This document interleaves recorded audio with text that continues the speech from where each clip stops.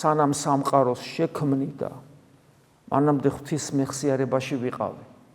და თავის დროზე ქრონოლოგიურად, ღმერთთან დრო არ არის, მაგრამ მე დროში გაწელილი სამყაროში ვარ აქ და დროის რაღაც მონაკვეთში მე მოვედი ღვთის განგებით, მაგრამ სანამ მოვიდოდი, კი არა, სანამ სამყარო შექმნა, მანამდე მიცნობდა მე ღმერთი და ამოვედი კონკრეტულ დროს და მე ვაცნობიერებ წმენის საშუალებით, სოდნის საშუალებით, ქრისტესაგან მომეცა და ასე შემდეგ, საბოლოო ჯამში ჩემამდე დადის, რომ თურმე ღმერთს ჩაფიქრებული ვყავდი მე სამყაროს შექმნამდე და თუ მე მისი ჩანაფიქრის შესაბამისად ვიცხოვრებ და მის უწმინდეს ნებას, რომ მე გადამარჩინოს, ჩემ ნებას შეუთანხმებ და ვითანამშრომლებ მასთან.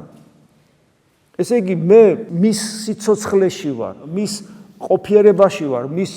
ხსოვნაში ვარ, მე ვარსებობ მასში, ღმერთში, მასში ყოფიერება რეალიზდება და აი ეს რეალიზება, ჩემი სიცოცხლის რეალიზება, ჩემი გადარჩენის რეალიზება, ვიცი მე ეს არის მაგას ნიშნავს, სიცოცხლის წიგნში ჩაწერილი ვარ და ეს მიხარია მე და ამით ვარ მე ბედნიერი და ამას გვეუბნება ზუსტად რომ ეს არასოდეს არ უნდა დაგვავიწყდეს, რაც თავიდან გითხარით,